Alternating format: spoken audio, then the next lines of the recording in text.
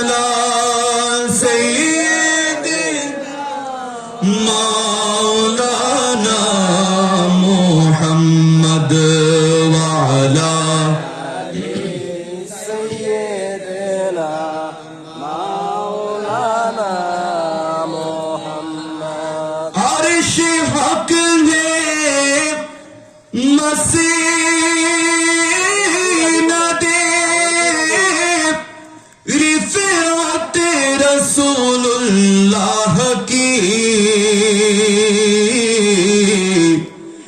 دیکھنی ہے حشر میں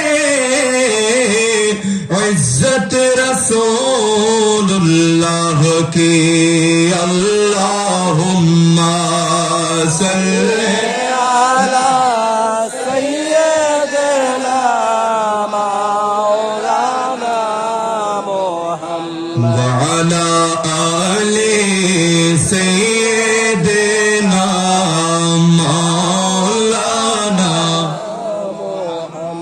لا ورب العرش جس کو جو ملا ان سے ملا بٹتی ہے کونین میں نعمت رسول اللہ کی اللہم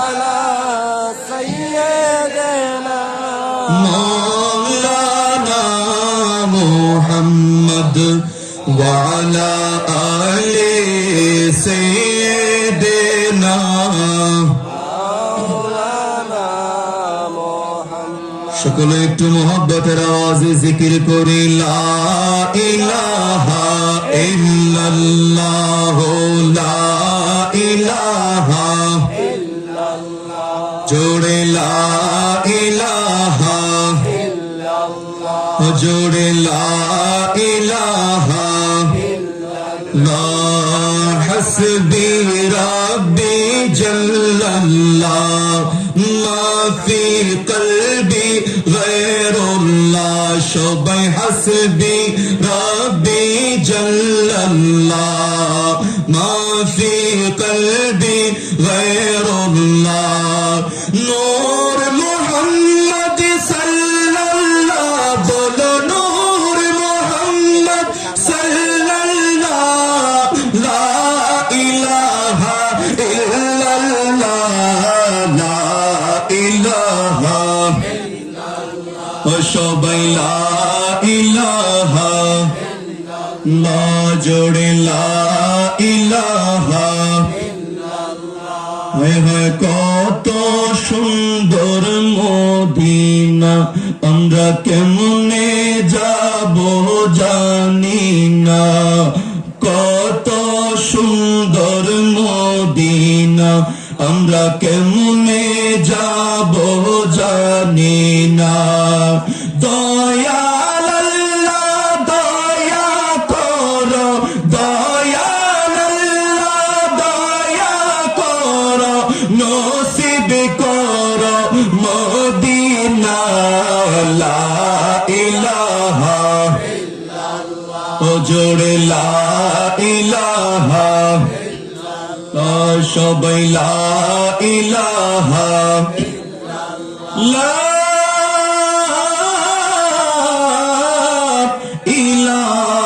ইলাহা ইল্লাল্লাহ মুহাম্মাদুর রাসূলুল্লাহ সাল্লাল্লাহু আলাইহি ওয়াসাল্লাম مولاي صل وسلم وبارك عليه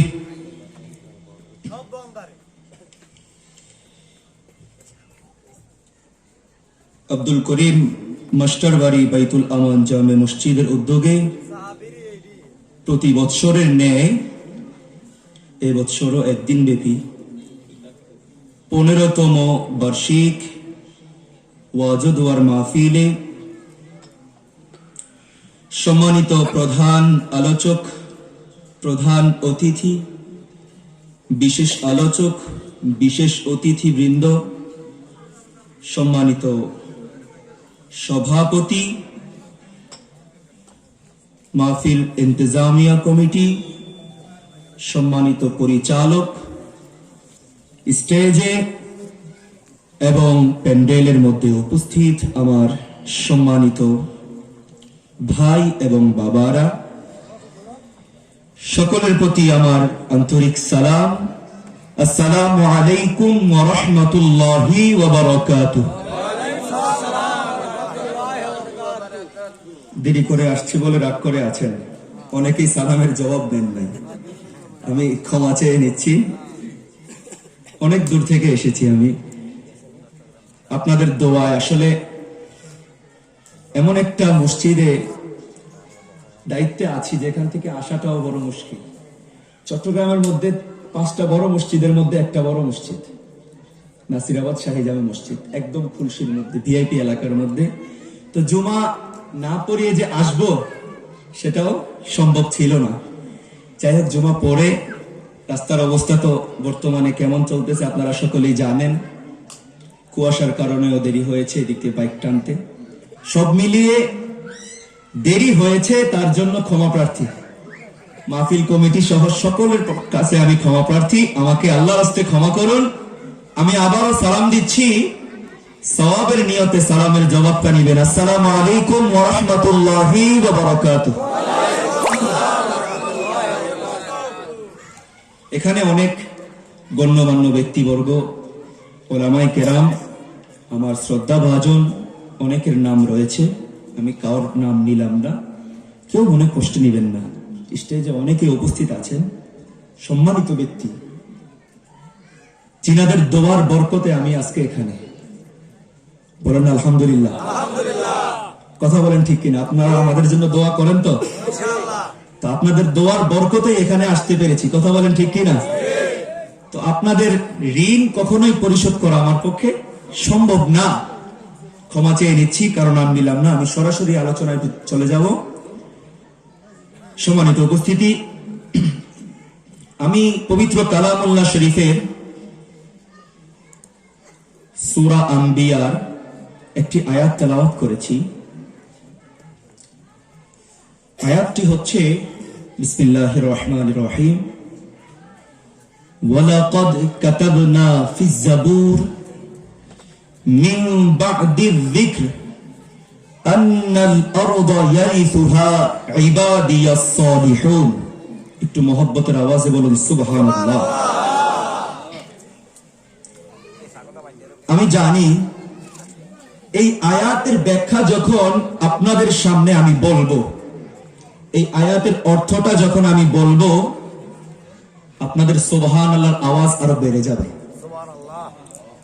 বলবো? এই আয়াতে আল্লাহ পাক রব্বুল আলামিন বলছেন, ওয়ালাকাদ কাতাবনা ফিজ জাবুর মিন বা'দির যিকর। আল্লাহ পাক নিজে বলছেন, আমি জাবুর কিতাবের যে ওয়াজিফাগুলি রয়েছে, এই ওয়াজিফার একদম শেষে আমি আল্লাহ পাক রব্বুল আলামিন বলে দিয়েছি, এই জমিনের ওয়ারিশ, এই জমিনের মালিকানা আমি সালেহ, নেককার, পরহেজগার, ঈমানদার বান্দাদেরকে দান করে দিয়েছি। জোরে বলেন সুবহানাল্লাহ। খুশি না বেজা? তাহলে কি বোঝা যায়? আমরা কি ঈমানদার না বেঈমান? ঈমানদারের আওয়াজে তো আসতে হয় না বাবা, আর একটু ঈমানি আওয়াজে বলতে হবে, আমরা ঈমানদার না বেঈমান? তা আল্লাহর ঘোষণা অনুযায়ী এই জমিনের মালিক কারা? আমরা না মুনাফিক বেঈমানেরা? আল্লাহর জমিনে আল্লাহর ইসলাম কায়েম হবে। কথা বলেন ঠিক কিনা? ইসলাম কায়েম করতে যারা বাধা দিবে, বাধা দিতে যারা আগ্রহ প্রকাশ করবে, তাদেরকে ইসলামের ঘোষণা অনুযায়ী ইসলামের কোন ক্ষয়ক্ষতি হলে তাদেরকে কতল করে হত্যা করা হবে। কথা বলেন ঠিক কিনা? আজকে ইসলাম নিয়ে বড় ষড়যন্ত্র চলতেছে, ইসলাম নিয়ে বড় ষড়যন্ত্র চলতেছে। সম্মানিত উপস্থিতি, আমরা মুসলমান, আমাদের সংবিধান হচ্ছে আল কোরআন। কথা বলেন ঠিক কিনা? আমরা যে সংবিধান আমরা তৈরি করি, এই সংবিধান যদি কোরআন ও হাদিসের আলোকে সংবিধান হতো, তাহলে আজকে এই দিনে সংবিধান সংস্কার করো, সংবিধান সংস্কার করো, এটা আর আমাদের শুনতে হতো না। কথা বলেন ঠিক কিনা? 95% মুসলমানের দেশে সংবিধান যদি কোরআন ও হাদিসের আলোকে না হয়, তাহলে কিভাবে এটা 95% মুসলমানদের দেশ হলো? আমরা মুসলমানরা সবাই যদি এক হয়ে ঘোষণা দেই এই 95% মুসলমানদের দেশে কোরআন ও হাদিসের আলোকে সংবিধান তৈরি করা লাগবে, বর্তমানে যারা দায়িত্বে আছে তারা কোরআন ও হাদিসের আলোকে সংবিধান তৈরি করতে বাধ্য। কথা বলেন ঠিক কিনা? আরেকটা কথা আছে, সেটা হচ্ছে আমরা নামে মুসলমান, ভিতরে মুনাফিকি। কথা বলেন ঠিক কিনা? আওয়াজ আসতে হয়ে গেছে। মুনাফিক তো অভাব নেই। মুনাফিক সামনে আছে, পিছনে আছে, ডাইনে আছে, বামে আছে। আল্লাহ পাক রব্বুল আলামিন পবিত্র কোরআনুল কারীমের মধ্যে স্পষ্টভাবে ঘোষণা দিয়েছেন, ইন্নাল মুনাফিকিনা ফিদ দারকিল আসফালি মিনান নার, নিশ্চয় মুনাফিকের স্থান হবে জাহান্নামের তলদেশে। জোরে বলেন নাউযুবিল্লাহ। আল্লাহ পাক রব্বুল আলামিন মুনাফিকি থেকে আমাদেরকে হেফাজত করুক, সকলে পড়ি আমিন। মুনাফিকি কি সেটা জানার দরকার আছে না নাই? সেটা জানার দরকার আছে না নাই? আচ্ছা, তাহলে উপর মহল থেকে শুরু করি। কথা বলেন ঠিক কিনা? নির্বাচনের আগে এক কথা, নির্বাচনের পরে এক কথা, এটাই কয় মুনাফিকি। এটাকেই বলে কি? মুনাফিকি। সম্মানিত উপস্থিতি, আমাদের আদর্শকে ঠিক করতে হবে। আমরা মুসলমান, এটা ভুলে যাওয়া যাবে না, অন্তর ধারণ করতে হবে।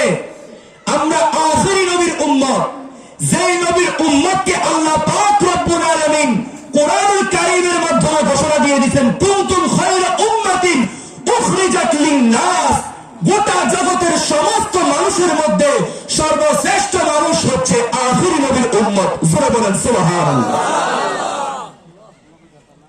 এই কথাটা যদি আমাদের অন্তরে সবসময় আমরা রাখতে পারি, লালন করতে পারি, তাহলেই আমরা আখিরি নবীর আদর্শ অনুযায়ী চলতে পারবো। কিন্তু যখন আমাদের সামনে টাকার বান্ডিল এসে পড়ে, আমরা ভুলে যাই আমরা মুসলমান নাকি হিন্দু নাকি খ্রিস্টান নাকি মুনাফিক নাকি বেঈমান। কথা বলেন ঠিক কিনা? সুতরাং টাকার কাছে বিক্রি হওয়া যাবে না, সম্পদের কাছে বিক্রি হওয়া যাবে না। সাইয়েদুনা ইমামে আলী মুকাম ইমাম হুসাইন রাদিয়াল্লাহু তাআলা আনহু কারবালার প্রান্তরে নিজের গর্দান দিয়েছেন, ঈমান বিক্রি করেন নাই।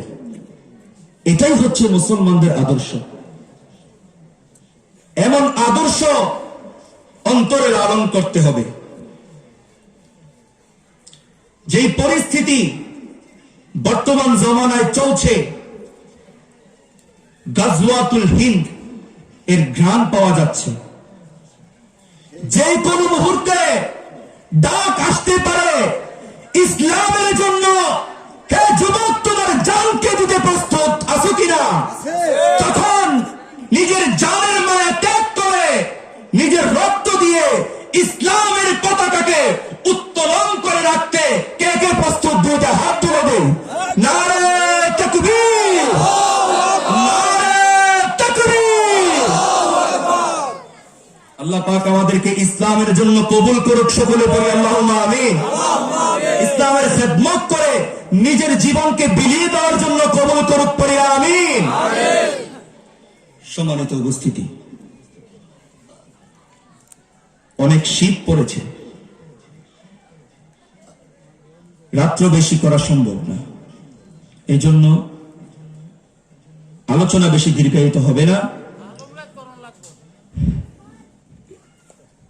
ইনশাআল্লাহ আল্লাহ যতটুকু সম্ভব হয় আমরা কোরআন ও হাদিসের আলোকে আলোচনা করব। সম্মানিত উপস্থিতি, তো আল্লাহ পাক রব্বুল আলামিন আমাদেরকে কত মায়া করে কত দয়া করে সৃষ্টি করেছেন জানেন? আমাদেরকে দুনিয়াতে পাঠিয়েছেন ফেরেশতাদের সাথে যুদ্ধ করে। জোরে বলেন সুবহানাল্লাহ। ফেরেশতারা বলেছিল মানুষ বানিয়েন না, মানুষ দুনিয়ায় গিয়ে দাঙ্গা হাঙ্গামা সৃষ্টি করবে, ঝগড়া লাগবে, আপনার ইবাদত করবে না। আল্লাহ পাক রব্বুল আলামিন বলছেন ইন্নী আ'লামু মা লা তা'লামুন, ফেরেশতারা আমি যা জানি তোমরা তা জানো না। সম্মানিত উপস্থিতি, আজকে এই মাহফিলে যারা উপস্থিত হয়েছেন, যারা দুরূদ সালাম পাঠ করেছেন, যারা জিকির করেছেন, আল্লাহ পাক রব্বুল আলামিন এই সকল বান্দাদেরকে দেখিয়ে দেখিয়ে ফেরেশতাদেরকে বলছে, ও ফেরেশতারা তোমরা বলেছিলে আমার বান্দারা আমার নাম ডাকবে না, আমার ইবাদত বন্দেগী করবে না। দেখো দেখো আমার বান্দারা কোরআন ও হাদিসের আলোকে আলোচনা শোনার জন্য মাহফিলের মধ্যে চলে এসেছে, সেখানে আমি আল্লাহর জিকির করতেছি। জোরে বলেন সুবহানাল্লাহ। আল্লাহ পাক রব্বুল আলামিন আপনাকে আমাকে কত দয়া করে মায়া করে দুনিয়ার মধ্যে পাঠিয়েছেন। দুনিয়ার মধ্যে পাঠানোর পর যা কিছু প্রয়োজন সবকিছু সময় মতো দিয়ে দিচ্ছেন।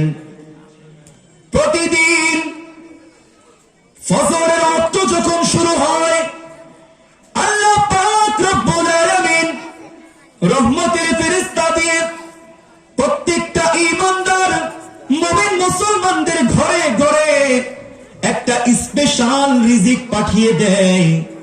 স্পেশাল রিজিক নিয়ে ফেরেশতারা প্রত্যেক মুমিন মুসলমান বান্দাদের ঘরের দরজার সামনে দাঁড়িয়ে থাকে।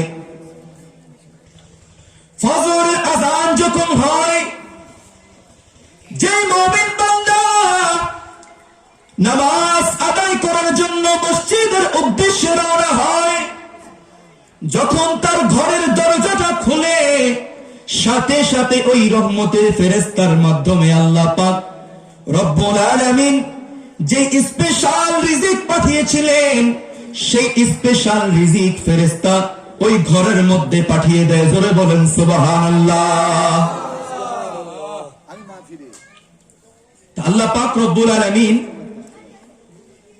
এমনিতে তো আমাদের জন্য 3 বেলা খাবারের ব্যবস্থা, আদার্স যা কিছু লাগে সবকিছু তো আমরা পাচ্ছি। কথা বলেন, পাচ্ছি কি পাচ্ছি না? পাচ্ছি। স্পেশাল আপনি দেখবেন আপনার ইনকাম যখন 25,000 টাকা প্রতি মাসে, একটা গড়ে 25,000 টাকা ইনকাম হচ্ছে,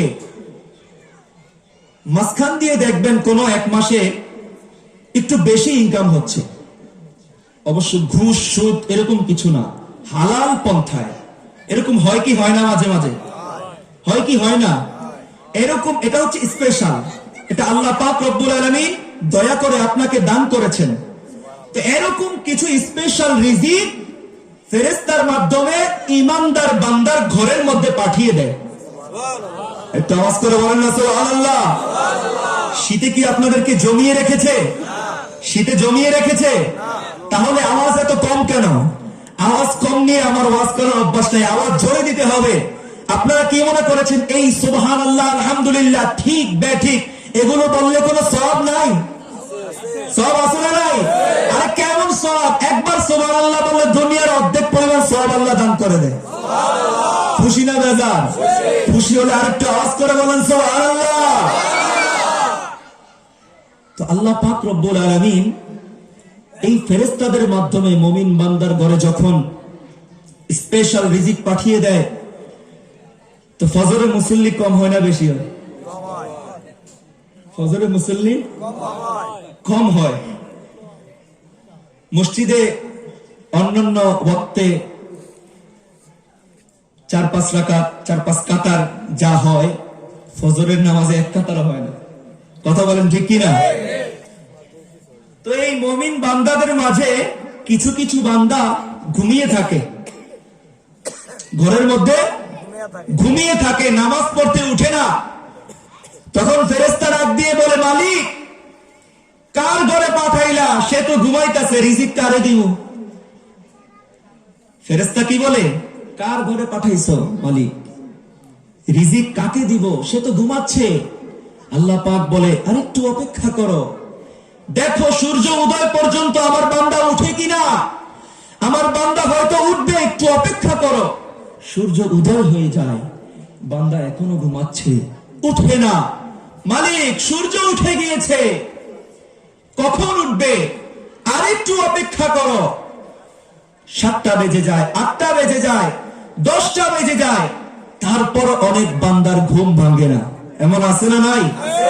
তখন আল্লাহ পাক রব্বুল আলামিন ওই ফেরেশতাগুলিকে ডাক দিয়ে বলে, ও ফেরেশতারা, তোমার হাতে যে স্পেশাল রিজিক গুলি রয়েছে, এই রিজিক গুলির ডান হাতে যে রিজিক গুলি রয়েছে সেগুলো তুমি পাহাড়ের মধ্যে নিক্ষেপ করো। বাম হাতে যে রিজিক গুলি রয়েছে সেগুলো সাগরের মধ্যে নিক্ষেপ করো। আর সেই রিজিক যখন পাহাড়ে গিয়ে পড়ে, ওই পাহাড়ের মধ্যে দেখা যায় কোন মানুষ বীজ বপন ছাড়া, মানুষ ওইটার মধ্যে বিষ লাগানো ছাড়া, গোবর দেওয়া ছাড়া ওই পাহাড়ের মধ্যে কত সুন্দর আম গাছ, কাঁঠাল গাছ, লিচু গাছ আছে না নাই? এগুলো কে বানিয়েছে? এগুলো কে তৈরি করেছে?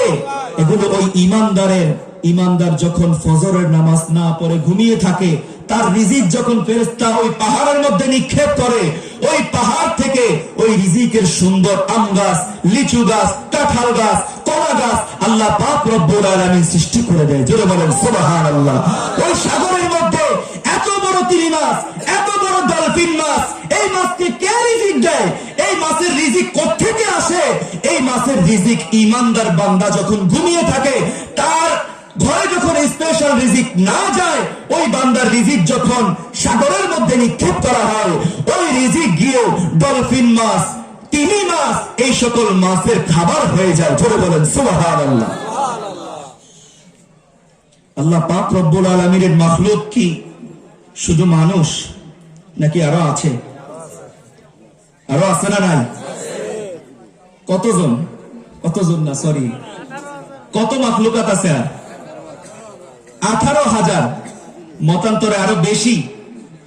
তো এই 18,000 মাখলুকাতের রিজিকের ব্যবস্থা, এটা আল্লাহর কুদরতি মেধার মধ্যে আছে না নাই? এগুলোর ব্যবস্থা তো করতে হবে, তাই না? কারণ হচ্ছে ওই মাখলুকাত গুলোকেও বাঁচিয়ে রাখতে হবে, ওই মাখলুকাত গুলোকেও বাঁচিয়ে রাখতে হবে। কেন? ওই মাখলুকাত গুলাকে কেন বাঁচিয়ে রাখতে হবে জানেন? একটাই মাত্র কারণ, সেটা হচ্ছে আপনার মতো আমার মতো ইমানদার মুসলমানদের জন্য দোয়া করার জন্য। জোরে বলেন সুবহানাল্লাহ।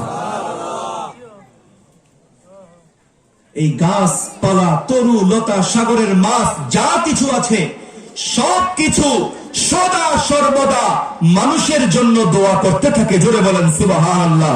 আর আল্লাহ পাক রব্বুল আলামিন মানুষকে বানিয়েছেন একমাত্র আল্লাহ পাক রব্বুল আলামিনের জিকির করার জন্য। জোরে বলেন সুবহানাল্লাহ। তুমি মাটির আদমকে প্রথম সৃষ্টি করিয়া ঘোষণা করিয়া দিলে শ্রেষ্ঠ বলিয়া। সুবহানাল্লাহ। একটা আওয়াজে বলেন না সুবহানাল্লাহ। তুমি মাটির আদমকে প্রথম সৃষ্টি করিয়া ঘোষণা করিয়া দিলে শ্রেষ্ঠ বলিয়া, তাহার দমেতে ঘর দম পড়ে ইসমে আজম, তাহার দমেতে ঘর দম পড়ে ইসমে আজম। সবার উপর দিলাম মাটির মানুষকে সম্মান, সবার উপর দিলাম মাটির মানুষকে সম্মান। বলো আল্লাহ আল্লাহ, তুমি জাল্লে জালালো। বলো আল্লাহ আল্লাহ, তুমি জানলে জানালো, শেষ করা তো যায় না গে তোমার গুণগান, শেষ করা তো যায় না গে তোমার গুণগান। চিৎকার করে বলেন সুবহানাল্লাহ। সে আল্লাহ পাক রব্বুল আলামিনের জিকির, এই জীবন, এতটুকু জীবনটা যদি শেষ করে দেই জিকির করতে করতে, তাহলেও আল্লাহ পাক রব্বুল আলামিনের এত দয়া মায়ার শুকরগুজার হবে না। জোরে বলেন সুবহানাল্লাহ। তো আল্লাহ পাক রব্বুল আলামিন, আমি যে আয়াতে কারিমা তেলাওয়াত করেছি,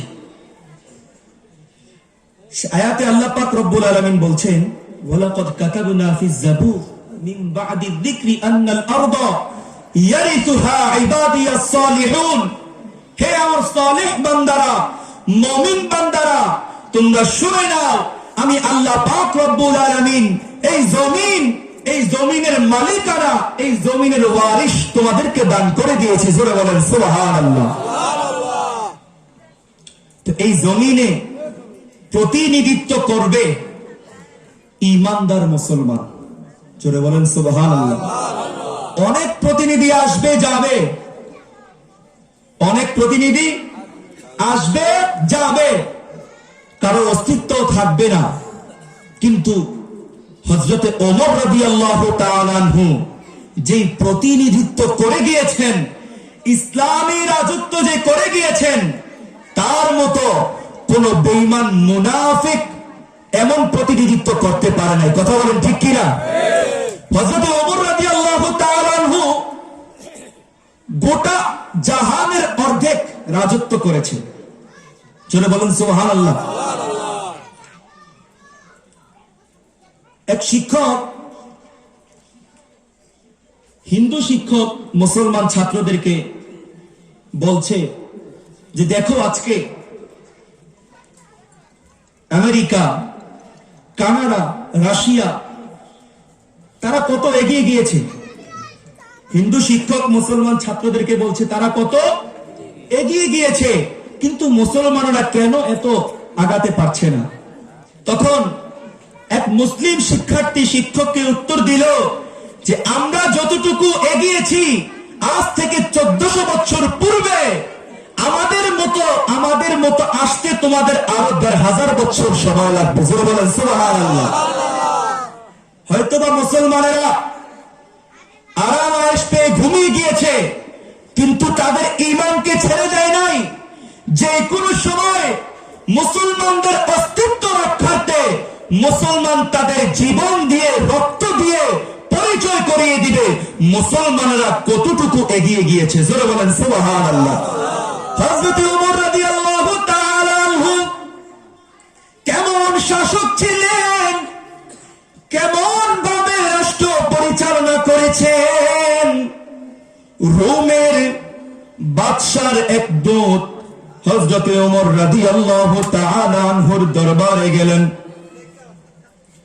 রোমের বাদশা তার দূত পাঠিয়েছেন, যাও যাও মদিনাতুল মুনাওয়ারায় যাও, সেখানে হযরত ওমর রাদিয়াল্লাহু তাআলা আনহু গোটা জাহানের অর্ধেক যিনি রাজত্ব করতেছেন, তার কাছে আমার কিছু চিঠি নিয়ে যাও।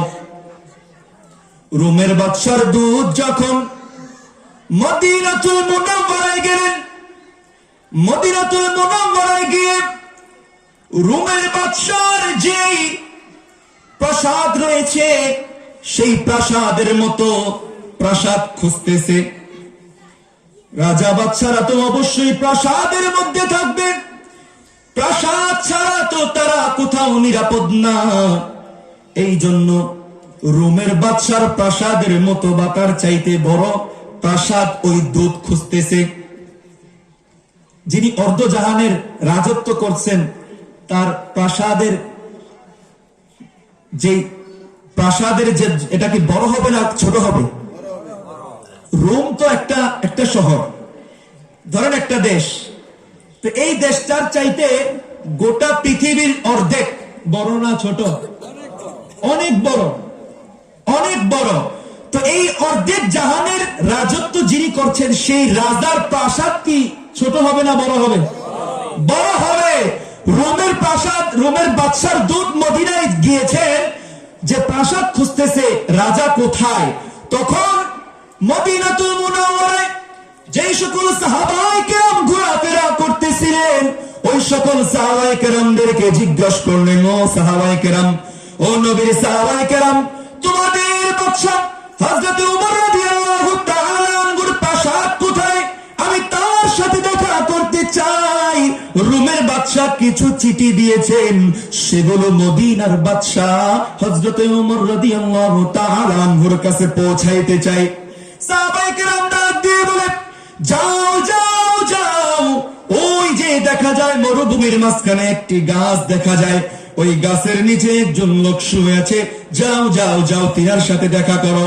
রোমের বাদশার দূত ওই মরুভূমির মধ্যে যে গাছটা রয়েছে ওই গাছটার নিচে গেল। গাছটার নিচে গিয়ে ওই লোককে বলতেছে, হ্যাঁ গাছের নিচে অবস্থানকারী কে তুমি? আমাকে একজন ঠিকানা দিয়েছে, এই গাছের আশেপাশে হয়তোবা এই মদিনার বাদশার রাজার প্রাসাদ রয়েছে।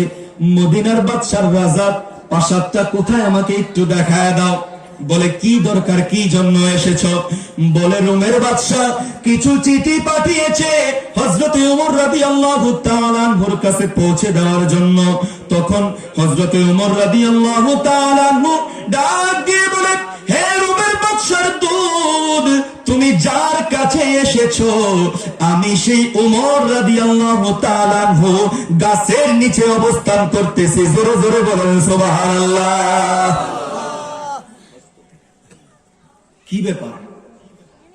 প্রাসাদ ছাড়া তো রাজা নিরাপদ নয়, যে কোনো মুহূর্তে যে কোনো দিক দিয়ে একটা মেরে দিবে, শেষ। কথা বলেন ঠিক কিনা? আমাদের দেশের প্রাইম মিনিস্টার যারা, তারা যে গাড়ি ইউজ করে, প্রাসাদ তো অনেক পরে, তারা যে গাড়ি ইউজ করে সেই গাড়ির মধ্যেও নাকি বোমা ফাটানো যায় না, বুলেট লাগে না। আপনারা জানেননি? সেই গাড়ির মধ্যেও বুলেট লাগে না। তো বুঝেন জানের ভয় কেমন। জানের ভয় যদি কম থাকতো তাহলে এমন করতো না, জানের ভয় বেশি দেখে এমন করছে। কথা বলেন ঠিক কিনা? জানের ভয় থাকতো না কি জন্য? দুর্নীতি করতে করতে তো অবস্থা খারাপ, দুর্নীতি করতে করতে তো অবস্থা খারাপ হয়ে গেছে। এখন জানে বের হলেই মানুষ আমাকে ছাড়বে না, সুযোগ পাইলেই মেরে দিবে। তো হযরত ওমর রাদিয়াল্লাহু তাআলা আনহু কিভাবে শাসন করেছেন, অর্ধ পৃথিবীর রাজত্ব কিভাবে তিনি কায়েম করেছেন? নিশ্চয়ই তিনার আদর্শের মধ্যে মদিনাওয়ালার আদর্শ ছিল, ইসলামের আদর্শ ছিল। এই জন্য তিনি কখনো জানের মায়া করেন নাই। তিনার কখনো মানুষ আমাকে মেরে ফেলবে এরকম কোনো ভয় ছিল না তার। কথা বলেন ঠিক কিনা? সম্মানিত উপস্থিতি, এই ঘটনাটা বললাম এই জন্য যে আমরা জিনাদেরকে ভোট দিয়ে সমর্থন করে গদিতে বসাই, তিনারা কি আদৌ ইসলামের কোন আইন প্রতিষ্ঠা করতে পেরেছে? পেরেছে? তো তাদেরকে আমরা কেন বসাচ্ছি? কেন? এখানে দুর্বল হলে চলবে না তো। অনেক মানুষ বলে হুজুররা রাজনীতি কেন করে, কেন বলে? আরে রাজনীতি, আসল রাজনীতি কোত্থেকে শুরু হয়েছে? আসল রাজনীতি তো শুরুই হয়েছে ইসলাম থেকে। কথা বলেন ঠিক কিনা? ইসলাম ওই রাজনীতি শিখিয়েছে, এই রাজনীতির মধ্যে নোংরামি ঢুকিয়েছে মুনাফিক বেঈমানেরা। কথা বলেন ঠিক কিনা? সম্মানিত উপস্থিতি, সাবধান হতে হবে, ভবিষ্যতে সাবধান হতে হবে। আমি আওয়ামী লীগ, বিএনপি, জাতীয় পার্টি এগুলোর বিরুদ্ধে বলছি এরকম কিছু না। আমি ইসলামের কথা বলছি। ইসলাম যেটা বলছে সেটা আমাদেরকে শুনতে হবে, প্লাস মানতে হবে, আমাদের অন্তরে লালন করতে হবে, জীবনে লালন করতে হবে। নাহলে আমরা কিসের মুসলমান? আমরা যে এত বছর যাবত দুইজন নারীকে গদিতে বসিয়েছি, ইসলাম কি এই নারীদেরকে গদিতে বসানোর রায় দিয়েছে? বলেন, আরো জোরে বলেন। আপনাদের আওয়াজে ওই আওয়ামী লীগ বিএনপির গন্ধ পাওয়া যাচ্ছে। মানে নারীদেরকে বসাইছেন এই জন্য বলতে লজ্জা পাচ্ছেন। লজ্জার কি আছে? ভুল থেকে মানুষ শিক্ষা পায়। ঠুসকাইলে হুশ হয়, কথা আছে না নাই? আমাদেরকে সাবধান হতে হবে। কাকে বসাবেন? সব দিক দিয়ে মুনাফিকে ভরা। এই জন্য কে বসবে না বসবে সেটার দিকে খেয়াল করলে চলবে না, নিজের জীবনের দিকে খেয়াল করতে হবে। নিজের জীবনটা কোথায় যাচ্ছে, এই জীবনটা কোথায় ব্যয় করছেন, এই জীবনটা কি জন্য আল্লাহ পাক দিয়েছেন, কি জন্য দিয়েছেন এটা উপলব্ধি করতে হবে। আল্লাহ পাক রব্বুল আলামিন যে কোরআনে পাকে বলছেন, ওমা খালাকতুল জিন্না ওয়াল ইনসা ইল্লা লিয়াবুদুন, তোমাদেরকে বানিয়েছি আমি আল্লাহ পাকের ইবাদতের জন্য। তো কতটুকু ইবাদত করতেছেন? রাজনীতি, এটা যদি সেই মদিনাওয়ালার রাজনীতি হয়, এটার মধ্যে ইবাদত আছে। কথা বলেন ঠিক কিনা? আমার চাচা এখানে উপস্থিত। মদিনাওয়ালার রাজনীতি যদি আপনি করেন, এটাও ইবাদত, এটার মধ্যেও সওয়াব আছে। রাজনীতি এটা হচ্ছে মানুষের খেদমত করা, এটা হচ্ছে খেদমত করা। ক্ষমতা পাওয়া মানে মানুষের খেদমত করা, একটা সুযোগ পাওয়া। তা আপনি যদি এই ক্ষমতাকে অপব্যবহার করে মানুষের সরকারের পক্ষ থেকে যেটা মানুষকে দেওয়ার জন্য এসেছে সেটা যদি আপনি খাটের নিচে লুকায় রাখেন, তাহলে এই রাজনীতি তো নোংরা রাজনীতি হয়ে যাবে। কথা বলেন ঠিক কিনা? তো আমাদের আদর্শকে ঠিক করতে হবে। আমাদের আদর্শ হতে হবে মদিনাওয়ালার আদর্শ, আমাদের আদর্শ হতে হবে সিদ্দিকে আকবরের আদর্শ, আমাদের আদর্শ হতে হবে উমর ফারুকে আজমের আদর্শ, আমাদের আদর্শ হতে হবে উসমান জিন নওরাইনের আদর্শ, আমাদের আদর্শ হতে হবে শের খোদা মাওলা আলী রাদিয়াল্লাহু তাআলা আনহুর আদর্শ। কথা বলেন ঠিক কিনা? হযরত সিদ্দিক আকবর রাদিয়াল্লাহু তাআলা আনহু যখন মসনদে বসলেন, মসনদে বসার আগের কিছু ঘটনা আপনাদের কাছে উপস্থাপন করতে চাই। নবী করিম সাল্লাল্লাহু তাআলা আলাইহি ওয়াসাল্লামের ইন্তেকালের পর সাহাবায়ে কেরাম সকলে একসাথে বসলেন। বসে সকলে চিন্তা ভাবনা করতেছেন, মিটিং মিছিল করতেছে কাকে মসনদে বসানো যায়। তাকওয়ার দিক থেকে নবী করিম সাল্লাল্লাহু আলাইহি ওয়াসাল্লামের সহচর, সব সময় যিনি নবী করিম সাল্লাল্লাহু আলাইহি ওয়াসাল্লামের সাথে ছিলেন, সেই সাথী হযরতে সিদ্দিক আকবর রাদিয়াল্লাহু তাআলা আনহু সেরা। এই দিক দিয়ে, রাজনীতির দিক দিয়ে, কঠোরতার দিক দিয়ে, অন্যায়ের বিরুদ্ধে কথা বলার বিরুদ্ধে, অন্যায়ের বিরুদ্ধে কথা বলার যে কাজ, এই কাজটা সবচাইতে ভালো পারতেন হযরতে ওমর রাদিয়াল্লাহু তাআলা আনহু। সাহাবায়ে কেরাম সকলেই একমত হলেন এই মসনদের মধ্যে বসাতে হলে হযরতে ওমর রাদিয়াল্লাহু তাআলা আনহুকে বসাতে হবে। কেন ওমর রাদিয়াল্লাহু তাআলা আনহুকে বসাতে হবে? তিনি ছিলেন যুবক মানুষ এবং রাজনীতির দিক দিয়ে তিনি ছিলেন অনেক পটু, এই জন্য তাকে বসাতে হবে। আর হযরতে আবু বকর রাদিয়াল্লাহু তাআলা আনহু ছিলেন বৃদ্ধ বয়স, তিনার বয়স অনেক বেশি ছিল। তিনি অবশ্যই তিনি হকের পথে ছিলেন, কিন্তু তিনার বয়সটা বেড়ে যাওয়ার কারণে সাহাবায়ে কেরাম সিদ্ধান্ত নিলেন ওমর রাদিয়াল্লাহু তাআলা আনহুকে মসনদে বসাবেন। সবাই যখন মসজিদে নববীর মধ্যে সিদ্ধান্ত নিচ্ছেন, এই মুহূর্তে হযরতে ওমর রাদিয়াল্লাহু তাআলা আনহু ডাক দিয়ে বলছেন, ও সাহাবায়ে কেরাম, আমার নবী রাহমাতুল লিল আলামিন দুনিয়ার মায়া ত্যাগ করে চলে গিয়েছেন।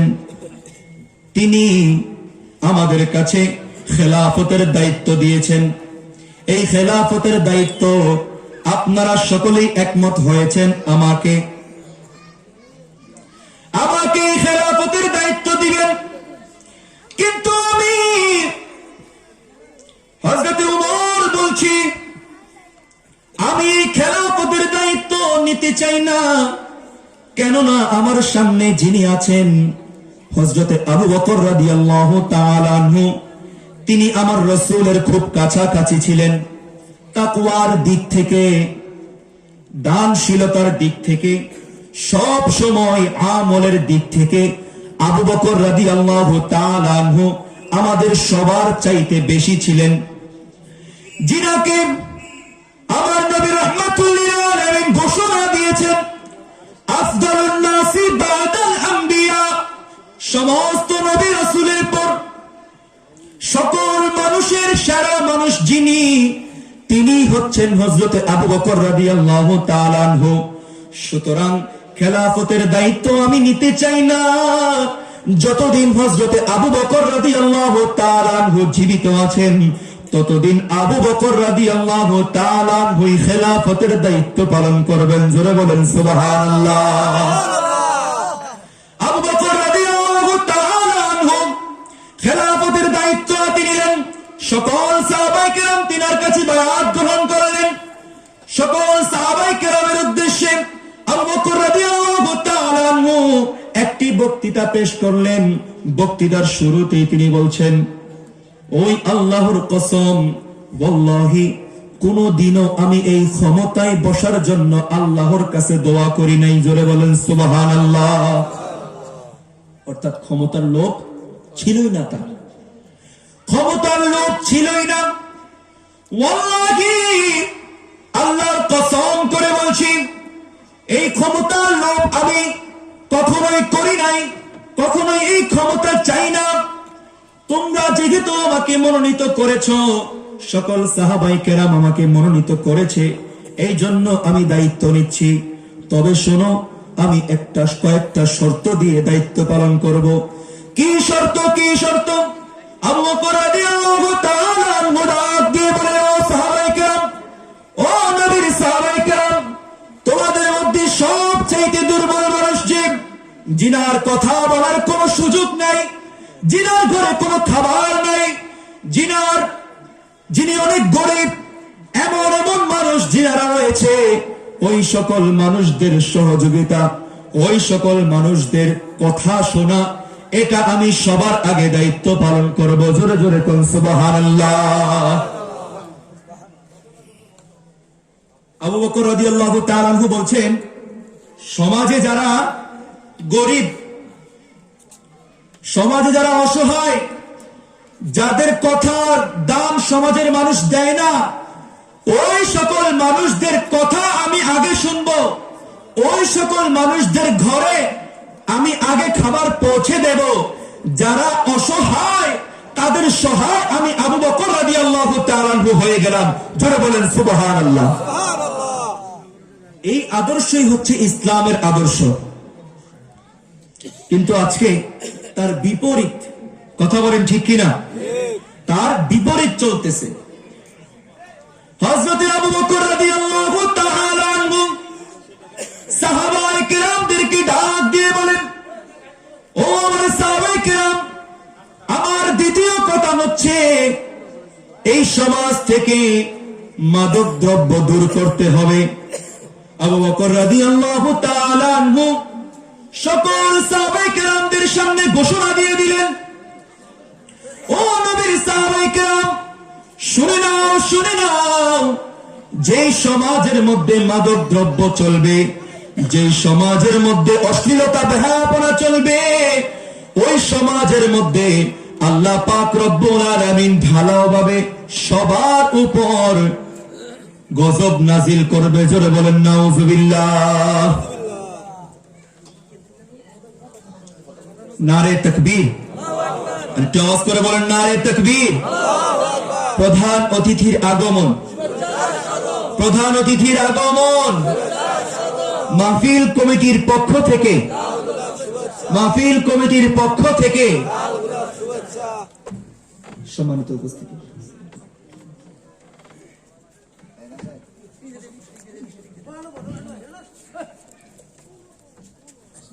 আমাদের মাঝে উপস্থিত হয়েছেন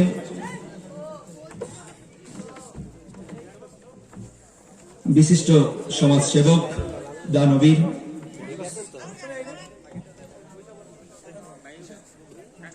জিনার গুণগান আমি আগেও শুনেছি, কিন্তু হয়তোবা এই প্রথম তার সাথে আমার দেখা, যদিও তিনি আমার নানার বাড়ির মানুষ। তো আল্লাহ পাক রব্বুল আলামিন তিনার এই খেদমত কবুল করুক, সকলে পড়ি আমিন। এমন মানুষও আমাদের সমাজে দরকার আছে না নাই? যিনারা এই সকল ধর্মীয় কাজে সবসময় ইনভলভ থাকেন, সহযোগিতা করেন।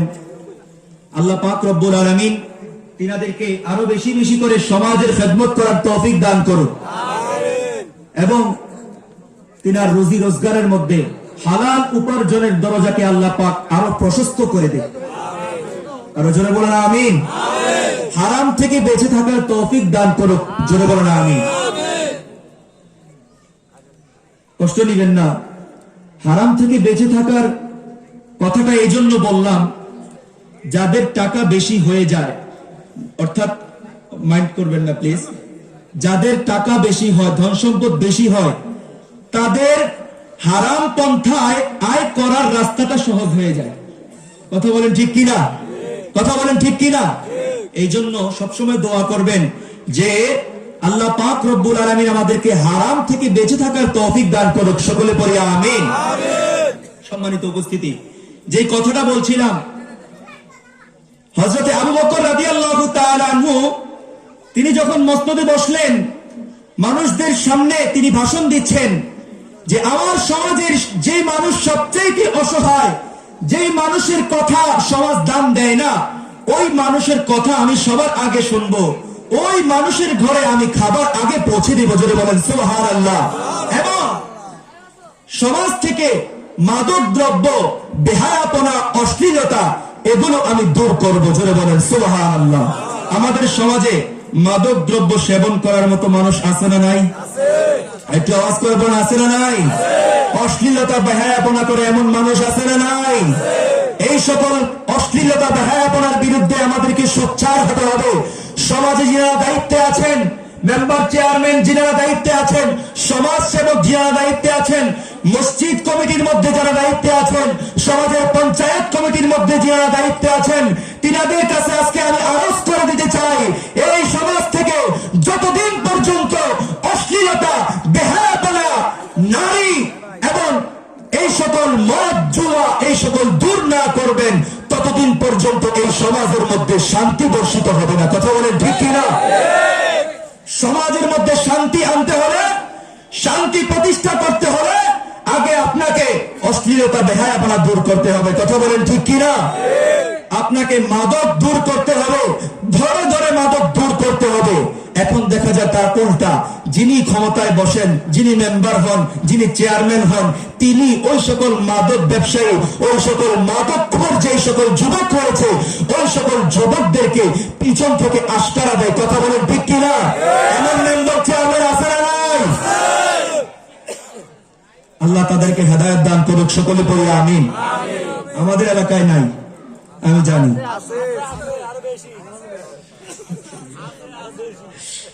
আমি দূরের কথা বলছি, আমি দূরের কথা বলছি।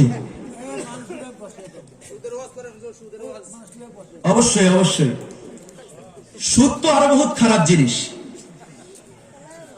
সুদ তো আরো বহুত খারাপ জিনিস।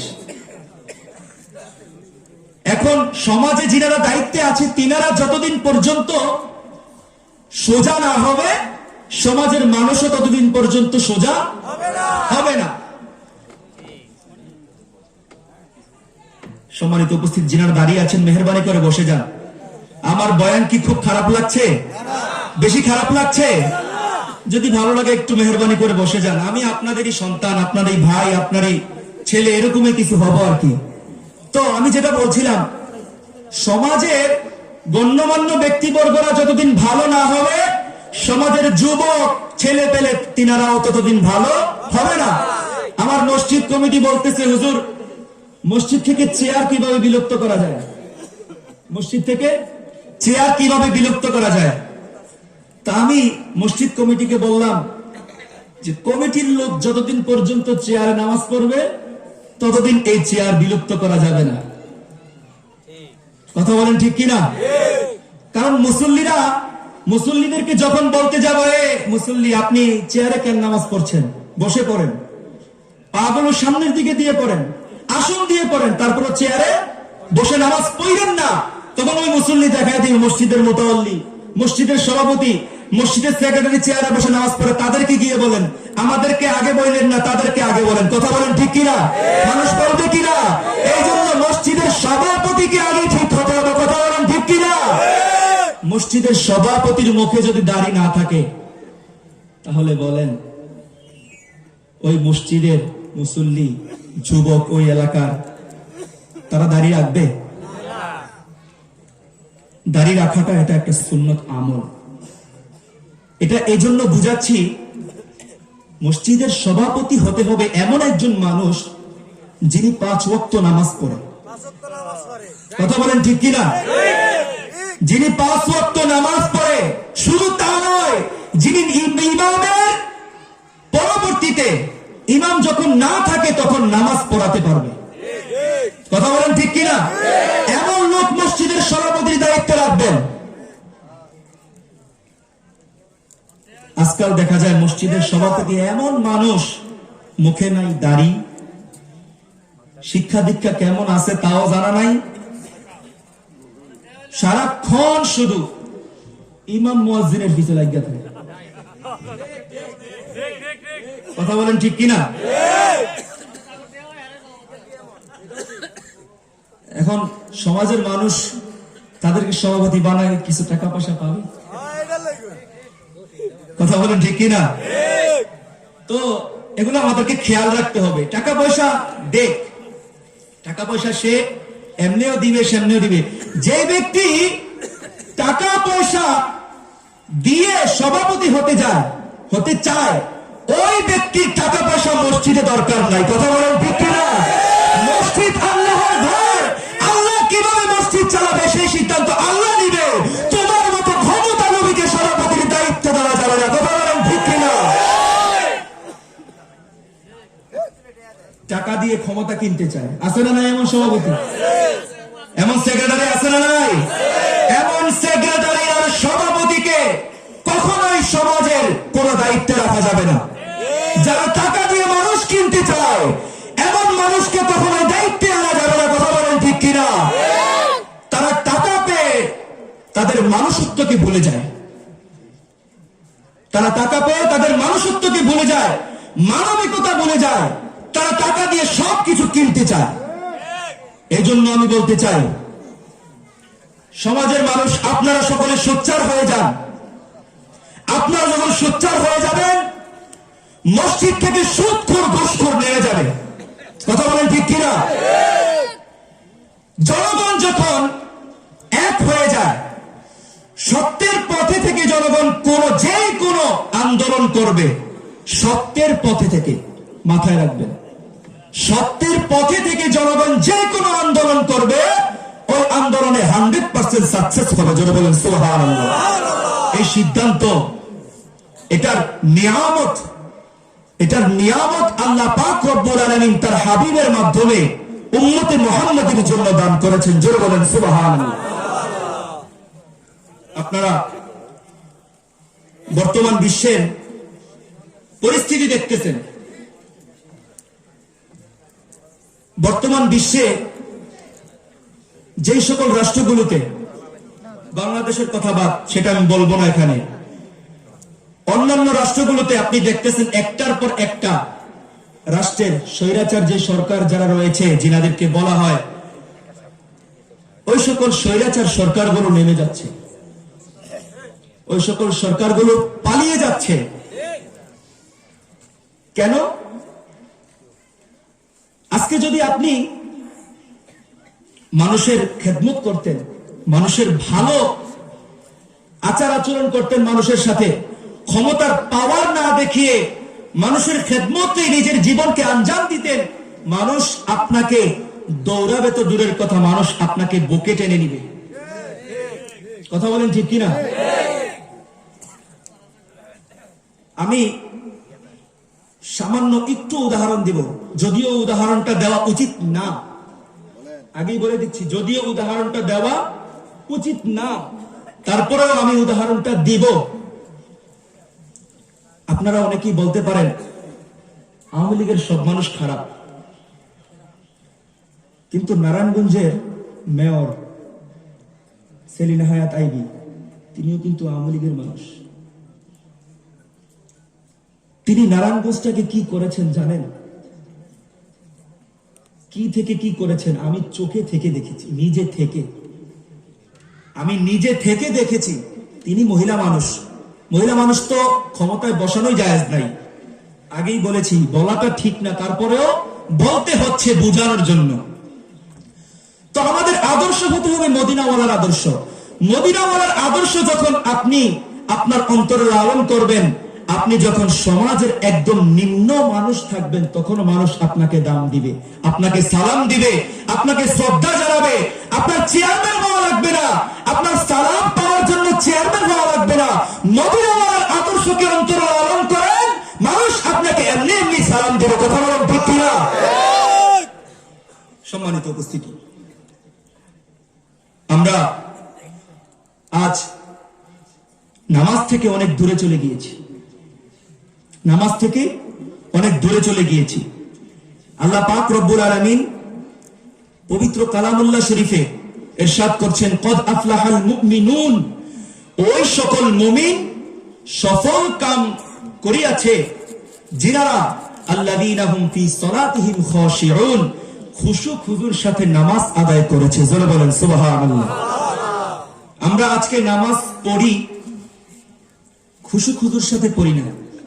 মসজিদে আসলে শয়তান এত এত ধোঁকা দেয়, যত চিন্তা, দোকানপাটের ব্যবসা বাণিজ্য যা আছে, রাজনীতিও, ওই ওয়ার্ডে কি হয়েছে, ওই ওয়ার্ডে কি হয়েছে না হয়েছে, সব নামাজের সময় মনে আসে। কথা বলেন ঠিক কিনা? তো এইগুলা আমাদেরকে খেয়াল রাখতে হবে। নামাজের মধ্যে যখন শয়তান আপনাকে ধোঁকা দিবে, তখন আপনি নামাজের মধ্যে কি পড়ছেন এটা খেয়াল করবেন, ইমাম সাহেব কি পড়ছে এটা খেয়াল করবেন, তখন দেখবেন শয়তান আর আপনাকে ধোঁকা দিতে পারবে না। সম্মানিত উপস্থিতি, এখন আসুন, নামাজ আল্লাহ পাক রব্বুল আলামিন আমাদের জন্য ফরজ করে দিয়েছেন। কথা বলেন ঠিক কিনা? ফরজ করে দিয়েছেন, নামাজ আমাদেরকে পড়তেই হবে। আমি একটা ফজিলত বর্ণনা করেছি ফজরের নামাজের, অনেকে শুনেছেন, অনেকে শোনেন নাই। তো ফজরের নামাজ যে ব্যক্তি পড়বে, আল্লাহ পাক রব্বুল আলামিন বাকি 4 ওয়াক্ত নামাজ পড়ানোর জন্য তার অন্তরকে উদ্বুদ্ধ করে দিবে। জোরে বলেন সুবহানাল্লাহ। সম্মানিত উপস্থিতি, আল্লাহ পাক রব্বুল আলামিন পবিত্র কালামুল্লাহ শরীফের 18 নম্বর পারার প্রথম পৃষ্ঠার মধ্যে সূরাতুল মুমিনুনের মধ্যে ইরশাদ করছেন, কদ আফলাহাল মুমিনুন, ওই সকল মুমিন সফল হয়েছে, আল্লাযীনা হুম ফি সলাতিহিম খাশিউন, যিনারা খুশু খুজুর সাথে নামাজ আদায় করেছে। আল্লাহ পাক রব্বুল আলামিন কয়েকটা আয়াত পরে আল্লাহ পাক রব্বুল আলামিন ইরশাদ করছেন, ওয়াল্লাযীনা হুম আলা সালাওয়াতিহিম ইউহাফিজুন। জোরে জোরে বলেন সুবহানাল্লাহ। আল্লাহ পাক বলছেন, ওই সকল মুমিন সফল হয়েছে যিনারা সালাত নামাজকে হেফাজত করেছে। জোরে বলেন সুবহানাল্লাহ। আল্লাহ পাক রব্বুল আলামিন এক আয়াতে বলছেন, ওই সকল মুমিন সফল হয়েছে যিনারা নামাজ আদায় করেছেন। আরেক আয়াতে বলছেন, ওই সকল মুমিন সফল হয়েছে যিনারা নামাজকে হেফাজত করেছে। মাথায় আসলো না, নামাজ পড়বো এটা তো বুঝলাম, কিন্তু নামাজ কিভাবে হেফাজত করব, নামাজ কিভাবে হেফাজত করব, তাফসীরের মধ্যে ইরশাদ করা হয়েছে, আপনি যখন ফজরের নামাজ পড়বেন, ফজরের নামাজের পর যখন অফিসে গিয়ে আপনি ঘুষ হাতে নিবেন, আপনি যখন অফিসে গিয়ে ঘুষ হাতে নিবেন, তখন আপনার নামাজ, এই নামাজ আর নামাজ থাকে না, এই নামাজটা বরবাদ হয়ে যায়। যেমনটা আপনি টাকা কামিয়েছেন, কি কামিয়েছেন? টাকা কামিয়েছেন। টাকা কামানোর পর একটা প্রবাদ বাক্য আছে, টাকা কামানোর চেয়ে টাকা রক্ষা করা কঠিন। টাকা কামানোর চেয়ে টাকা রক্ষা করা কঠিন। যেমন ধরেন আপনি 1 কোটি টাকা কামিয়েছেন, 1 কোটি টাকা আপনার ব্যাংকের মধ্যে আছে। এখন আপনার ব্যাংকের আইডির পাসওয়ার্ড যদি হ্যাক হয়ে যায়, আপনার টাকাগুলা যদি কেউ নিয়ে যায়, নিয়ে যেতে পারবে, সহজেই নিয়ে যেতে পারবে। 1 কোটি টাকা সহজেই নিয়ে যেতে পারবে। আপনি সারা জীবন কষ্ট করে 1 কোটি টাকা কামিয়েছেন, সেই টাকা মুহূর্তের মধ্যে নিয়ে যাবেন। এই জন্যই বলা হয়েছে টাকা কামাই করার চেয়ে টাকা রক্ষা করা বেশি কঠিন। তো উদাহরণটা এই জন্য দিলাম, যখন আপনি ফজরের নামাজ আদায় করবেন, ফজরের নামাজ আদায় করে যখন অফিসে গিয়ে ঘুষ নিবেন, তখন আপনার আমল নামা থেকে ওই নামাজের সওয়াবটা কেটে যাবে। জোরে বলেন নাউজুবিল্লাহ। যখন আপনি যোহরের নামাজ পড়বেন, যোহরের নামাজের পর ক্ষেতের মধ্যে যখন লাই কাটতে যাবেন, তখন একটা কোদাল যখন বাড়ায় কোপ দিবেন, তখন আপনার নামাজের সওয়াবটা চলে যাবে। বুঝছেন তো আমি কি বোঝাতে চাইছি? আমাদের গ্রামে এমন মানুষ আছে না নাই? লাই কাটটা ক্ষেতের অংশ বাড়াইতে চায়, আছে না নাই? সম্মানিত উপস্থিতি, তো আমি এই জন্য এটা বুঝাতে চাইছি যে নামাজ পড়ে এই আমলটা আমাদেরকে রক্ষা করতে হবে। ফজরের নামাজ পড়ে অফিসে গিয়ে যদি ঘুষ খান, সওয়াবটা ক্যান্সেল হয়ে যাবে, চলে যাবে, পাসওয়ার্ড হ্যাক হয়ে গিয়েছে, নামাজটা আর রক্ষা হলো না। যোহরের নামাজ পড়েন, আপনি এই কুকর্মের মধ্যে লিপ্ত হয়ে যান, তখন আপনার নামাজ, যোহরের নামাজটাও চলে যায়। আসরের নামাজ পড়েন, আসরের নামাজের পর মেম্বার বাড়ির কাছে, এই মার্কেটে, তারপর বানুপাড়া স্কুলের কাছে, বউ বাজারের কাছে, আমার বাড়ির মুরব্বীরা গিয়া চা খায় আর অন্যের নামে বদনাম গায়। আছে না নাই? মুরব্বীরা কয় না? আছে না নাই? আর তো জবান আছে না নাই? গীবত গাওয়া এটা ভালো না খারাপ? আপনি যদি আমার নামে গীবত গান, লস আপনার, লাভ আমার। কিভাবে জানেন? কোন বান্দা যদি আরেক বান্দার নামে কোন গীবত গায়, যেই বান্দার নামে গীবত গাইবে, ওই বান্দার আমল নামার মধ্যে যত গুনাহ রয়েছে, সব গুনাহগুলো গীবত গাওনেওয়ালা ব্যক্তির আমল নামার মধ্যে চলে আসবে। আর যিনি গীবত গাইতেছে, তিনার আমল নামার মধ্যে যে সকল সওয়াবগুলি রয়েছে, ওই সকল সওয়াবগুলি ওই বান্দার আমল নামার মধ্যে চলে যায়। জোরে বলেন সুবহানাল্লাহ। মাগরিবের নামাজের পর আপনি ঘরের মধ্যে গিয়ে আপনার স্ত্রীর সাথে মানুষের গীবত নিয়ে ব্যস্ত হয়ে পড়েছেন। সারাদিন আপনার স্ত্রী কিভাবে কার সাথে ঝগড়া করেছে, কি করেছে না করেছে, সেই সকল হিসাব আপনাকে দিচ্ছে, আর আপনিও এটার সাক্ষী হয়ে যাচ্ছেন। যেই জায়গায় আপনি আপনার স্ত্রীকে সুপরামর্শ দিবেন, সেই জায়গায় আপনি আপনার স্ত্রীকে সায় দিচ্ছেন। এটাও একটা গুনাহের কাজ। কথা বলেন ঠিক কিনা? আমাদের পরিবার ঠিক করতে হবে আমাদেরকে।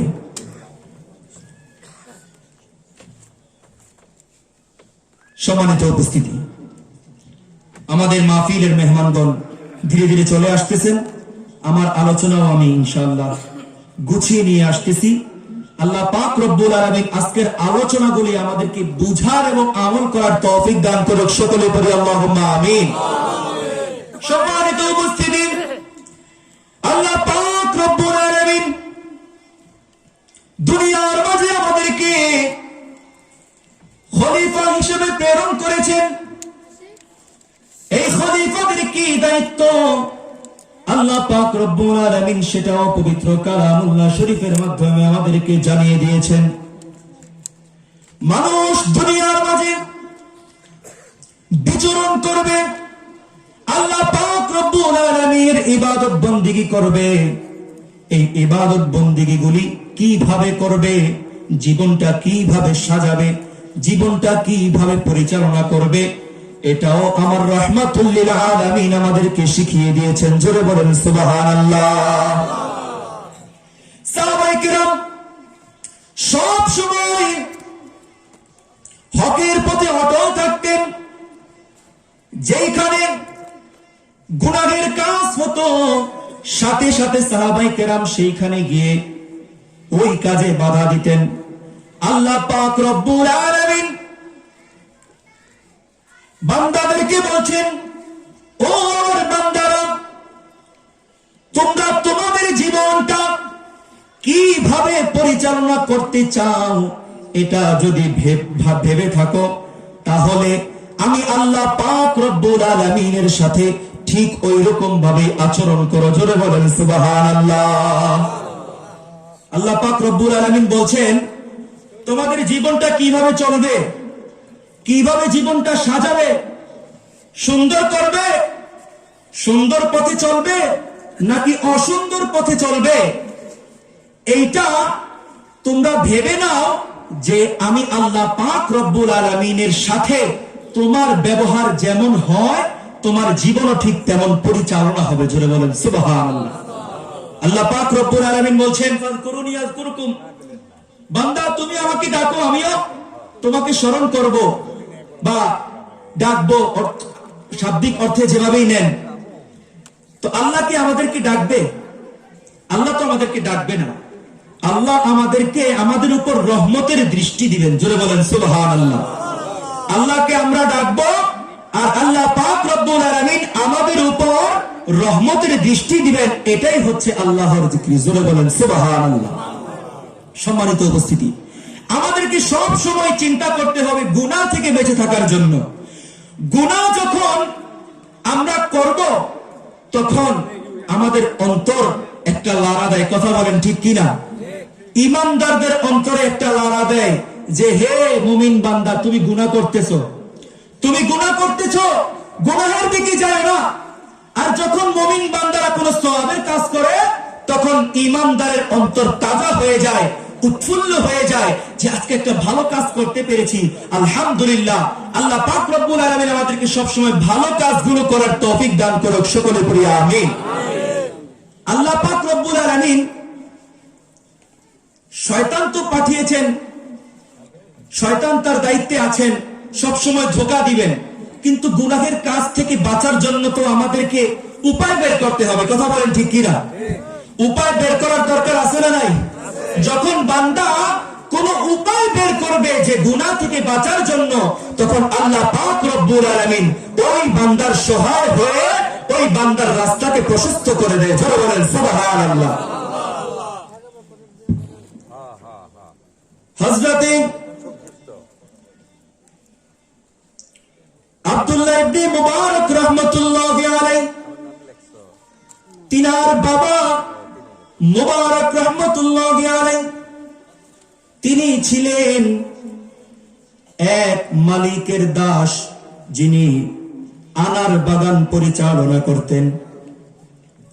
মালিক একদিন হযরতে মুবারক রাহমাতুল্লাহি আলাইহিকে বললেন, হে মুবারক, যাও যাও, বাগান থেকে পাতনা মিষ্টি একটা আনার আমার জন্য নিয়ে আসো। হযরতে মুবারক রাহমাতুল্লাহি আলাইহি বাগান থেকে একটা আনার ছিঁড়ে নিয়ে আসলেন, মালিককে দিলেন। মালিককে দেওয়ার পর মালিক আনারটা খেয়ে দেখতেছে, আনারটা মিষ্টিও না, পাকেও নাই। তখন মালিক মুবারক রহমতুল্লাহি আলাইহিকে ডাক দিয়ে বলে, হে মুবারক, তুমি কি আমার এনেছো? এটা তো পাকেও নাই, মিষ্টিও না। হযরতে মুবারক রহমতুল্লাহি আলাইহি ডাক দিয়ে বলে, হে মালিক, 20 বছর যাবত আপনার বাগানের মধ্যে আমি চাকরি করি। ওয়াল্লাহি খুদার কসম, কোনদিনও আপনার বাগানের আনার থেকে আমি আনার একটা খাওয়া তো দূরের কথা, আনারের একটা দানাও আমি মুখে দেই নাই। জোরে বলেন সুবহানাল্লাহ। ওমা, তুমি 20 বছর যাবত এখানে চাকরি করো, একটা আনারের দানাও তুমি মুখে দাও নাই, কিভাবে সম্ভব? তখন ওই মালিক তার আরো যে কর্মচারী রয়েছে, সেই কর্মচারী প্রত্যেককে জিজ্ঞাসা করলেন যে কি ব্যাপার, খবরটা আমাকে একটু ভালো করে বলো তো, আসলে কি সে কোনোদিনও আনার খায় নাই? তখন সহচর যারা কলিগ যারা রয়েছে তারা বলতেছে, আসলেই তিনি কোনোদিনও আপনার বাগানের একটা আনারের দানাও খায় নাই। জোরে বলেন সুবহানাল্লাহ। হযরত মুবারক রহমতুল্লাহ আলাইহি বলছেন, মালিক, আপনি আমাকে বাগান দেখাশোনার দায়িত্ব দিয়েছেন, বাগান থেকে ছিঁড়ে আনার খাওয়ার দায়িত্ব আমাকে দেন নাই। সুতরাং আমার দায়িত্বে আমি অটল ছিলাম। আপনাকে না বলা খাওয়া তো দূরের কথা, কোনোদিনও আমি একটা আনারের দানাও খাই নাই। জোরে বলেন সুবহানাল্লাহ। মালিক খুশি হয়ে ওই মুবারক রহমতুল্লাহ আলাইহি বলছেন, হে মুবারক, আমি তোমার তাকওয়াকে পছন্দ করেছি, আমি তোমার তাকওয়াকে ভালোবেসেছি। আমার ঘরের মধ্যে আমার একটা কন্যা সন্তান রয়েছে, ওই কন্যা সন্তানকে তোমার কাছে আমি বিবাহ দিব। আমি কয়েকদিন পর মারা যাব, আমার এই ধন সম্পদ, এই বাগান কে দেখবে? তোমাকে আমি এই ধন সম্পদের মালিক বানিয়ে দিলাম এবং আমার কন্যা সন্তানকে তোমার কাছে বিবাহ দিলাম।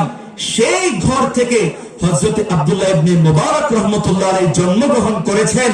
হযরত আব্দুল্লাহ ইবনে মুবারক রহমতুল্লাহ আলাইহি এমন একজন হাস্তি, যিনার ইলমে তাফসীর, ইলমে হাদিস, ইলমে ফিকহের জ্ঞান দিয়ে তার অন্তর ভরপুর ছিল। জোরে বলেন সুবহানাল্লাহ। তিনি আমরা যে মাযহাব মানি, হানাফি মাযহাবের একজন বড় ইমাম। জোরে বলেন সুবহানাল্লাহ। তো বোঝা যায়, সন্তানকে মানুষ করতে হলে বাবা মায়ের ইনকাম হালাল থাকতে হবে।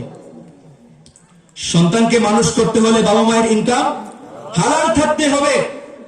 আল্লাহ পাক রব্বুল আলামিন আমাদেরকে হালাল উপার্জন করার তৌফিক দান করুক। সকলে পড়ি আল্লাহুম্মা আমিন। গুনাহ থেকে বেঁচে থাকার আরেকটা উদাহরণ দিয়ে আমি আমার আলোচনার ইতি টানব। হযরত আবু বকর মিসরি রাহমাতুল্লাহি আলাইহি একজন বিখ্যাত আল্লাহর ওলি। তিনি রাস্তা দিয়ে হাঁটতেছেন, এমন সময় একজন নারী তিনাকে ডেকে নিয়ে তিনার ঘরের মধ্যে নিয়ে গেলেন। নারী তাকে ঘরের মধ্যে নিয়ে গেলেন। নারী বলতেছে, হে যুবক, হে আবু বকর, তুমি এখন আমার সাথে জিনায় লিপ্ত হবে। যদি তুমি আমার সাথে জিনায় লিপ্ত না হও, আমি সমাজের সকল মানুষকে ডেকে বলবো তুমি আমার সাথে খারাপ কাজ করেছো, সমাজের মানুষ তোমাকে শাস্তি দিবে। এখন তুমি কি করবে ভেবে নাও। হযরত আবু বকর মিসরি রাহমাতুল্লাহি আলাইহি তিনি একজন আল্লাহর ওলি। তিনি কিভাবে এই খারাপ কাজ থেকে বাঁচবেন তিনি চিন্তায় পড়ে গেলেন। সাথে সাথে তিনার মাথার মধ্যে একটা বুদ্ধি চলে আসলো। তিনি ওই মহিলাকে বলছেন, তোমার ঘরের মধ্যে কি কোনো বাথরুম আছে কিনা, কোনো ওয়াশরুম আছে কিনা, আমাকে ওয়াশরুমটা দেখায় দাও, আমি একটু ওয়াশরুমে যাই, আমি একটু ফ্রেশ হয়ে আছি। তখন আবু বকর মিসরি রাহমাতুল্লাহি আলাইহি ওয়াশরুমে গিয়ে তিনি যে ওয়াশরুমের ময়লাগুলি রয়েছে, ওই ওয়াশরুমের ময়লাগুলি তিনার শরীরের মধ্যে মাখলেন। বুঝানোর জন্য বলতেছি, তিনার ওয়াশরুমের যে ময়লাগুলি শরীরের মধ্যে মাখলেন, শরীরের মধ্যে মেখে ওই মহিলার সামনে গেলেন। মহিলার সামনে যাওয়ার পর মহিলা সাথে সাথে পাগল পাগল বলে আবু বকরকে সরায়া দিল, আবু বকরকে দূরে ঠেলে দিল। আবু বকর ওই ঘর থেকে বের হয়ে পরিষ্কার পরিচ্ছন্ন হয়ে সিজদায় লুটে পড়লেন, ও মালিক, আমি তোমাকে রাজি খুশি করার জন্য, তোমার ভয়ে, গুনাহের ভয়ে আমি এই খারাপ কাজটি করেছি। ময়লা আবর্জনা নাপাক আমার শরীরের মধ্যে মেখেছি, তখন গায়েব থেকে আওয়াজ আসলো, আবু বকর তুমি যে কাজটি করেছো গুনাহ থেকে বেঁচে থাকার জন্য আল্লাহ পাক রব্বুল আলামিন ইলহাম পাঠিয়ে দিলেন, হে আবু বকর আমি আল্লাহ তোমার প্রতি সন্তুষ্ট হয়ে গিয়েছি, তোমার শরীরের মধ্যে যে ময়লা আবর্জনার গন্ধ রয়েছে এই ময়লা আবর্জনার গন্ধগুলি আমি মেশক আম্বরের ঘ্রাণ বানিয়ে দিলাম। জোরে বলেন সুবহানাল্লাহ। সেই দিন থেকে এই আবু বকর রহমতুল্লাহি আলাইহির নামের পাশে মিসকি নামটা যোগ হলো। তিনি হেঁটে গেলে তার শরীর থেকে মেশক আম্বরের ঘ্রাণ বের হতো। তো এই জন্য ঘটনাটা বললাম যে গুনাহ থেকে বাঁচতে আমাদের চেষ্টা থাকতে হবে। যখন একটু চেষ্টা থাকবে তখন আল্লাহ পাক রব্বুল আলামিন সেটার দরজা আরো প্রশস্ত বানিয়ে দিবে। জোরে বলেন সুবহানাল্লাহ। সম্মানিত উপস্থিতি, অনেক কথা হয়েছে, আমি পবিত্র কোরআন ও হাদিসের আলোকে যতটুকু সম্ভব আপনাদেরকে বোঝানোর চেষ্টা করেছি। নামাজ নিয়ে, হালাল উপার্জন নিয়ে, আমল আখলাক নিয়ে, এবং বর্তমান রাজনীতি যে নোংরা রাজনীতি চলছে সেটা থেকে আল্লাহ পাক রব্বুল আলামিন আমাদেরকে বিরত রাখুক, এই বিষয়গুলি নিয়েও টুকিটাকি কথা হয়েছে। এর মধ্যে যদি কেউ কষ্ট পেয়ে থাকেন মেহেরবানি করে আমাকে ক্ষমা করে দিবেন। আমি কোরআন ও হাদিসের বাহিরে কোনো কথা বলি নাই, আমি কোরআন ও হাদিসের বাহিরে কোনো কথা বলি নাই, সবগুলো সত্য কথা বলেছি। সাহাবায়ে কেরামের জীবন থেকে আলোচনা করেছি, আউলিয়া কেরামের জীবন থেকে আলোচনা করেছি। সুতরাং কারো ভালো লাগবে, কারো খারাপ লাগবে, এটাই স্বাভাবিক, এটা নিয়ে আমাদের চলতে হবে। সুতরাং আল্লাহ পাক রব্বুল আলামিন আমাদেরকে ইসলামের আইন জেনে শুনে মেনে আমাদের জীবনে লালন করার তৌফিক দান করুক। সকলে পড়ি আল্লাহুম্মা আমিন। আমার জন্য খাস করে দোয়া করবেন।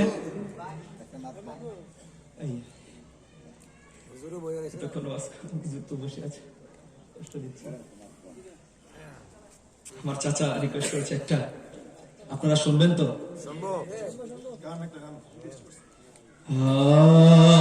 ইয়া রাসূলুল্লাহ ইয়া হাবিবাল্লাহ ইয়া রাসূলুল্লাহ। সকলে আমার সাথে পড়ার চেষ্টা করবেন। সোনার মদিনা আমার প্রাণের মদিনা, সোনার মদিনা আমার প্রাণের মদিনা, সব ভুলিব কিন্তু তোমায় ভুলতে পারি না, সব ভুলিব কিন্তু তোমায় ভুলতে পারি না। এটা আমরা পারি কি পারি না? সবাই পারি, একসাথে, সবাই একসাথে। সোনার মদিনা আমার প্রাণের মদিনা, সোনার মদিনা আমার প্রাণের মদিনা, সব ভুলিব কিন্তু তোমায় ভুলতে পারি না, সব ভুলিব কিন্তু তোমায় ভুলতে পারি না। বলিনি বলব না বলতে পারি না, বলো না ভুলিনি বলব না বলতে পারি না, সব ভুলিব কিন্তু তোমায় ভুলতে পারি না, সব ভুলিব কিন্তু তোমায় ভুলতে পারি না। ইয়াসরিব নামে তুমি ছিলে অলক্ষণের দেশ, বড়ই মারাত্মক ছিল তোমার পরিবেশ। ইয়াসরিব নামে তুমি ছিলে অলক্ষণের দেশ, বড়ই মারাত্মক ছিল তোমার পরিবেশ। নবীর কদম লেগে হলো সোনার মদিনা, নবীর কদম লেগে হলো সোনার মদিনা, সব ভুলিব কিন্তু তোমায় ভুলতে পারি না, বলো না সবে ভুলিব কিন্তু তোমায় ভুলতে পারি না। আর শোনো আল্লাহর চেয়ে দামি তুমি হও, খোদার সৃষ্টিতে তুমি শ্রেষ্ঠ ভূমি হও। আর শোনো আল্লাহর চেয়ে দামি তুমি হও, খোদার সৃষ্টিতে তুমি শ্রেষ্ঠ ভূমি হও। তোমার বুকে শুয়ে আছেন শানে মদিনা, তোমার বুকে শুয়ে আছেন শাহে মদিনা। সব ভুলিব কিন্তু তোমায় ভুলতে পারি না, বলো না সব ভুলিব কিন্তু তোমায় ভুলতে পারি না। সোনার মদিনা আমার প্রাণের মদিনা, সোনার মদিনা আমার প্রাণের মদিনা। সব বলিব কিন্তু তোমায় ভুলতে পারি না, সব বলিব কিন্তু তোমায় ভুলতে পারি না। জোরে বলেন মারহাবা। মারহাবার আওয়াজ কম মনে হয়, ভালো হয় না, গলা ভাঙ্গা, অবস্থা খুবই খারাপ। 2 দিনে 1000 কিলোমিটার জার্নি হয়ে গেছে, চট্টগ্রাম থেকে নারায়ণগঞ্জ, গত রাতে আবার চট্টগ্রাম, আবার এখন, আবার কালকে চলে যাব। দোয়া করবেন আল্লাহ পাক রব্বুল আলামিন যেন দ্বীনের খাদেম হিসেবে কবুল করে। দুনিয়ার বাদশাহী কিছু চাই না, টাকা পয়সারও মালিক হতে চাই না, শুধু এতটুকুই চাই ইসলামের জন্য নিজের জানকে যেন কোরবান করতে পারি। জোরে বলে আল্লাহুম্মা আমিন। আপনাদের দোয়া আছে আমি বিশ্বাস করি, আবারও দোয়া চাই। বিশেষ করে মাহফিল কমিটির কাছে আমি ক্ষমা প্রার্থী, আমার অনেক দেরি হয়ে গিয়েছে, অনেক কষ্ট দিয়ে ফেলেছি আপনাদেরকে, আর আপনাদের কাছে